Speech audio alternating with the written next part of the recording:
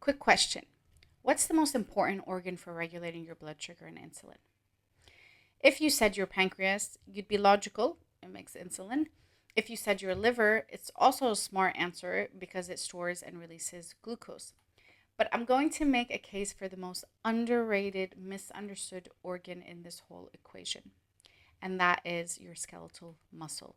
It's not your heart muscle, it's not your smooth muscle, it's the muscle you actually contract and move with. Today, we are going to completely reframe what muscle is to you. It's not just about getting fit, it's not about aesthetics, it's not about becoming an athlete. It's your metabolic guardian, your glucose disposal warehouse, and your most powerful tool for reversing insulin resistance. If you're ignoring strength training, you're actually ignoring the master switch to your metabolism and actually reversing something like this. Welcome to my channel. I'm Belinda Dow, a licensed dietitian. Let me break down the science for you.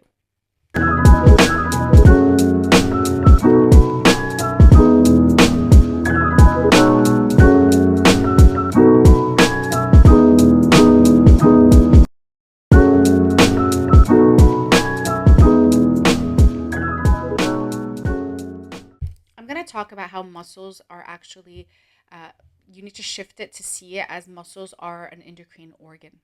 So we've been taught that muscles are, if you want, kind of dumb or just kind of simple. They get a command from the brain, lift that, walk there, and they contract, end of story, it's done. It turns out that that's like saying your smartphone is just for making calls. It's a massive oversimplification. Your skeletal muscle is actually a secretory organ. It's a broadcasting station. When you contract it through walking, lifting, climbing stairs, it releases hundreds of beneficial compounds called myokines. Think of myokines as a hormonal text message. They travel through your bloodstream. They're sliding into DMs of other organs with one main message. Hey, improve insulin resistance, please. One key myokine, for example, helps convert white inflammatory fat into beige or brown fat, which is basically the chill, metabolically active cousin that burns calories just to keep you warm. Another is like the office manager of your metabolism, anti-inflammatory, pro-fat breakdown, and a glucose uptake enthusiast. So just by using your muscles, you're broadcasting a get healthy signal to your whole body, your liver, your fat cells, even your brain. That's why a single workout improves insulin resistance by up to 48 hours. You're not just burning calories, you're actually sending out, if you want, healing gossip, and everyone is going to listen.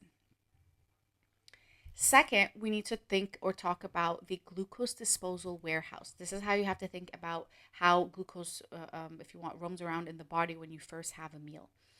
It's let's relate it to real estate. After you eat, glucose needs somewhere to go. So 70 to 80% of this actually goes into your skeletal muscle. It's either used right away or it's stored as glycogen.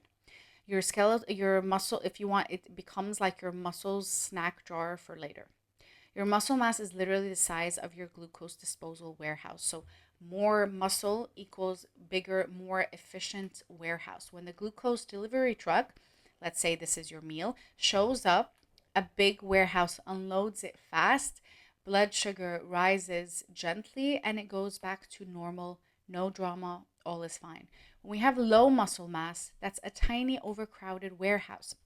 The same glucose delivery is going to cause a traffic jam.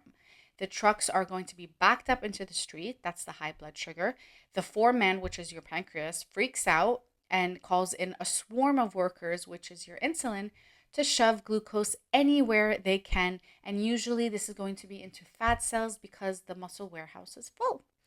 This explains the medical paradox of skinny fat. Someone can have a normal BMI on the scale, but have low muscle and high body fat. Their glucose warehouse in this case is the size of a closet. Even a modest meal actually can create a glucose traffic jam. So they might be more insulin resistant than someone heavier with more muscle.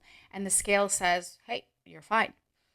The moral of the story is that body composition, not body weight, is actually what matters. The scale is kind of a liar sometimes, and we've all been there. So you cannot rely on just the number you are seeing. Now, this is what I would call the minimum effective dose for metabolic strength. Okay. Before you imagine living in the gym or getting bulky, relax. This is not what I'm saying. I'm telling you that there has to be a minimum effective dose for your metabolism to work properly. It's not about getting Instagram muscles, it's about becoming metabolically resilient human being. If we want to talk about this, what does it look like? One, it's frequency. It's consistency beats any intensity. So 2 to 3 times a week. That's it. More is not better if you're actually crawling to get there. Second is having compound movements, exercises that work multiple big muscle groups at once. So, in whatever way you want to put that program together, you can. I can give you a lot of tips on this as we go forward, but the workout has to work multiple big muscles to get the metabolism going. Third, we're talking about progressive overload. So it sounds like a fancy term, but it's basically gently challenging yourself over time. So 1 week we're doing this, the next week maybe we're increasing weights, the week after that we're increasing reps or sets. The week after that, maybe we're slowing the movement down altogether so it becomes a bit more difficult. Even 15 to 20 minutes of focused work is actually transformative. You're investing in your metabolic infrastructure, you're expanding your glucose warehouse, and you're upgrading your myokine broadcast system. It's like turning your muscle from a flip phone into a 5G tower. So, from today, I want you to see your muscles no longer as ornaments or just for aesthetic purposes, but as organs that are going to play a big part in your metabolism. They are as vital as your pancreas and your liver. It's not an optional equipment. They are essential to your support system, your metabolic system. If you ignore them, you're leaving metabolic money on the table, basically. So let me know in the comments if you want a simple follow up on this. We can go through certain metabolic routines that could be helpful for you. Give this video a like, subscribe, and we can leave this to next time for more topics. Thank you for watching. Go and be good to your muscles. They're working hard for you and you don't even know it.